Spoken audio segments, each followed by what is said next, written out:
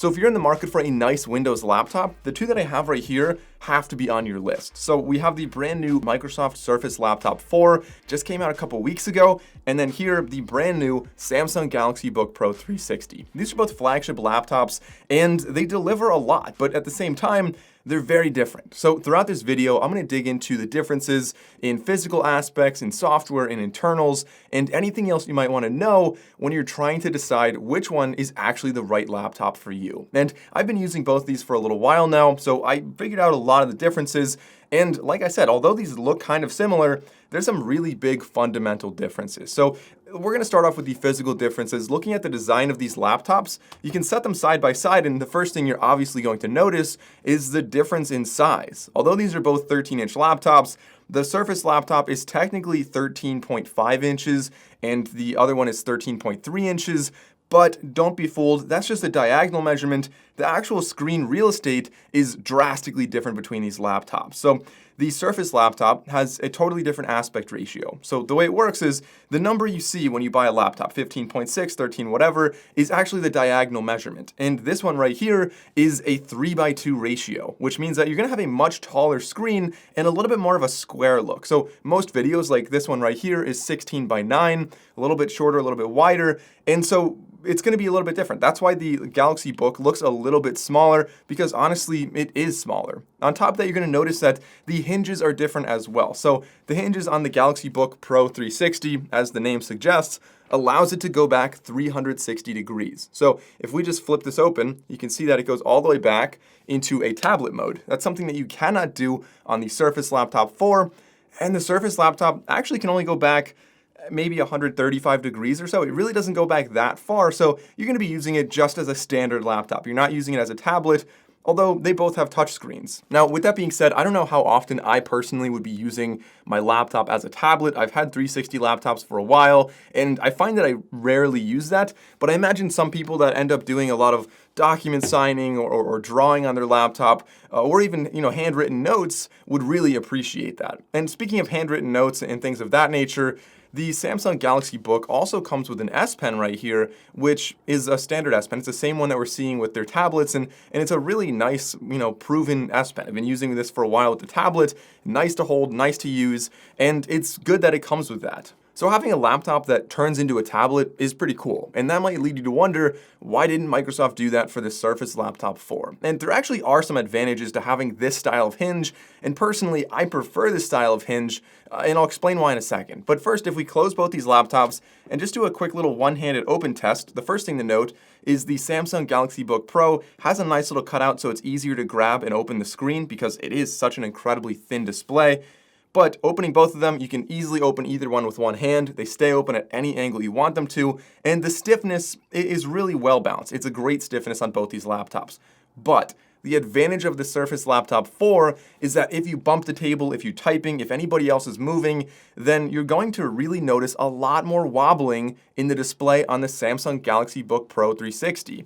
The fact is, the Surface Laptop 4 has better damping on there, which means that you're going to have a better experience, less wobbling on your screen, and that's something that when you first get the laptop, you might not care about, but after 6 months or a year, take it from me, after using a 360 laptop for the past several years, it does kind of get annoying to have your screen wobbling whenever the table moves. Now, of course, everybody's using their laptop when it's open, but one of the big selling points for the Galaxy Book Pro 360 is actually when the laptop's closed. So if we close them both and set them side by side, you'll see that the Galaxy Book is actually a thinner, lighter laptop, which is really a big advantage for anybody traveling or putting this in a backpack or really doing anything that you do with a laptop. It's nice to have something that's smaller and more portable. So that's a huge selling point there. And considering that these both have very powerful specs, I tried to match them up, 16 gigs of RAM, the same storage, and the same Intel i7 processor, like pace for pace there. They're both, very small laptops, but this one somehow crams it in a little bit better. Now, also, while we have it closed here, we can look at the ports on either side of the Galaxy Book Pro.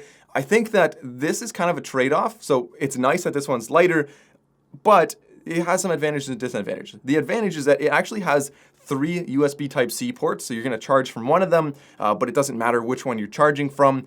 And one of these is actually a Thunderbolt. So that's a big advantage there. If you want to plug in some kind of dongle to have a lot going on with this laptop, you're not limited by the ports.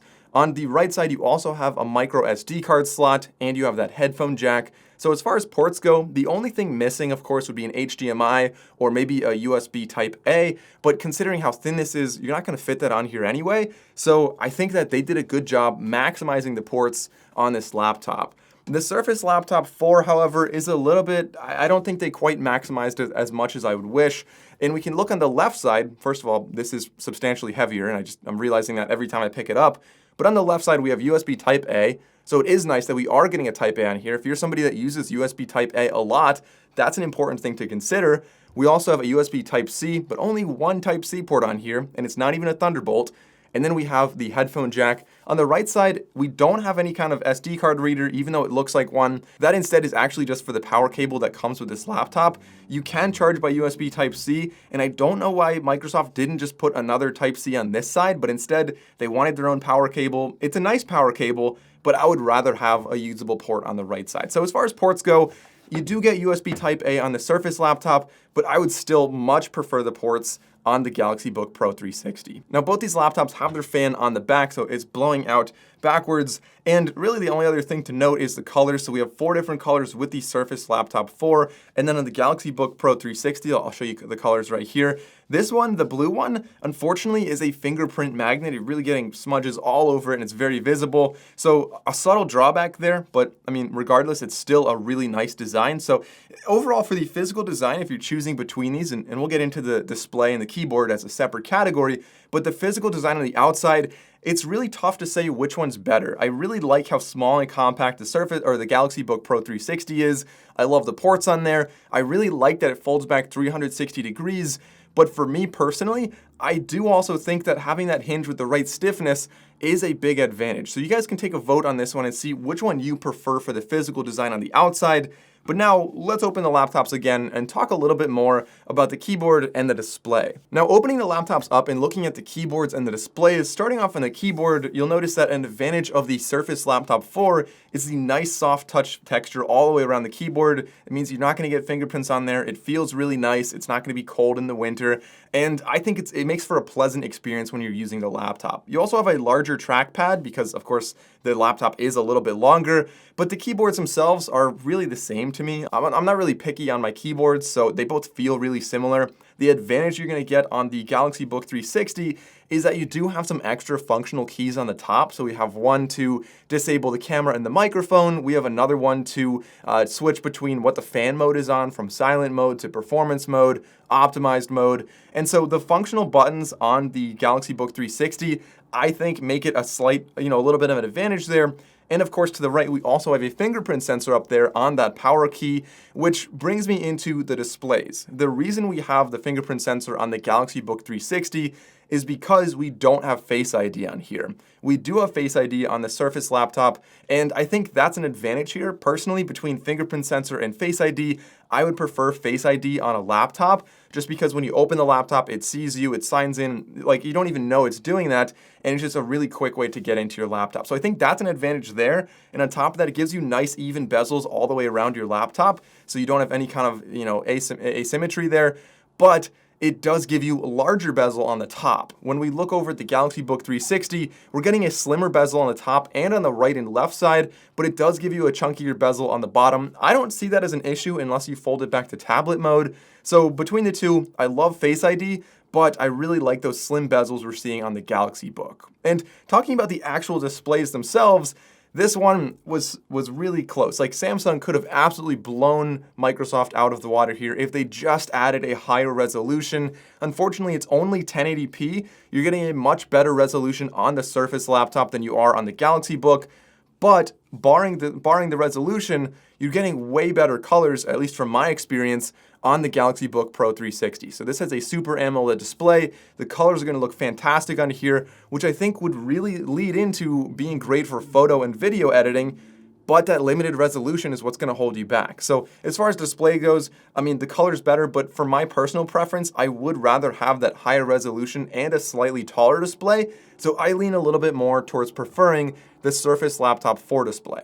Now, before we get into the software differences, which honestly are some of the biggest differences between these, I want to first talk a little bit more about the internals of these laptops. So they're both coming with the same storage, the same processor, the same RAM right now, but you can configure them a little bit differently. So the Surface Laptop 4, really the only advantage I want to point out here is that it does have the ability to be configured with 32 gigabytes of RAM, whereas the Galaxy Book only has 8 or 16. So that's an advantage if you're really trying to push your laptop harder and do some video editing, and that's where I would prefer the Surface Laptop, again, only for that one configuration. Otherwise, they're really pretty much the same internals, and there's not a lot to say that's different there. So I ran a Geekbench test, and as you can see here, the numbers are almost identical, mostly because the internals of these laptops really should be the same. It's not a perfect test, but we're looking at maybe a slightly higher multi-core score on the Surface Laptop 4. The OpenCL score is slightly higher on the Galaxy Book 360, but again, that's all within margin of error. All right, this is a webcam test with the onboard microphone and camera with the Samsung Galaxy Book Pro 360. This is limited to 720p, so not the highest resolution, but it also has these little filters on the bottom, so you can go to like natural mode, clean mode, beautiful mode. Yeah, I don't think I'd ever be using any of those, but you guys can leave a comment and let me know how this looks to you. All right, this is a video test with the webcam from the Microsoft Surface Laptop 4. You guys can leave a comment and let me know which one sounds better and looks better. Again, this is the onboard microphone and the webcam. Both are limited to 720p, although I think this one might look a little bit less grainy.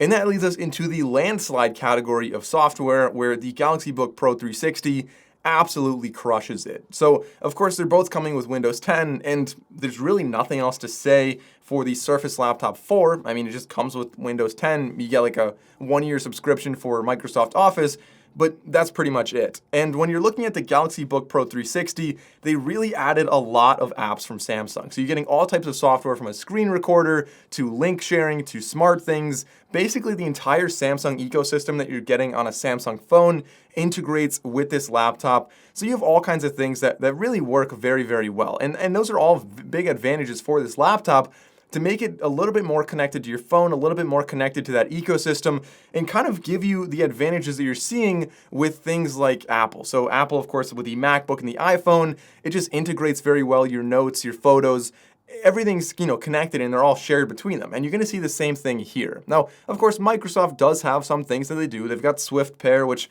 if you open earbuds, it shows up on your screen, and they are doing nearby share now, but again, you're just getting far more. So if we just open up the Galaxy Book Pro 360, we'll scroll down, you guys will see exactly what I'm talking about here. So we've got things like link sharing, live message, live wallpaper. So this is a live wallpaper, it's changing all the time. We can also scroll down and you'll see even more from Samsung, where we've got like Samsung Dex on here, which of course you could install on the Surface laptop. But we have like Samsung Quick settings, we can adjust the fan settings and the keyboard brightness, all types of things like that.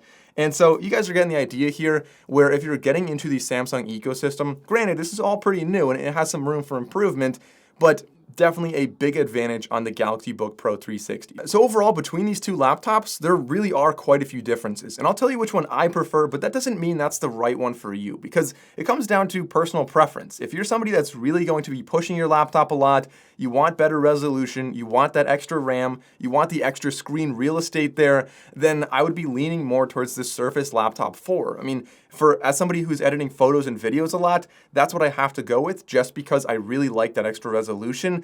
But for a lot of other people, anybody who's looking to travel, or if you're a student, or most other situations, then the Galaxy Book Pro 360 is going to be a fantastic option. Far better integrations with your phone, far lighter, thinner. It comes with an S Pen. The ports are better. And besides the screen wobble and the fingerprints, I think that a lot of people would be happier with the Galaxy Book Pro 360. So again, it comes down to what your preferences are, but you guys can leave a comment below and let me know which one you prefer. Are you on Team Samsung or Team Microsoft? As always, guys, I'm Mike O'Brien. Thank you for watching. If you enjoyed this video, consider liking and subscribing, and I'll see you next time.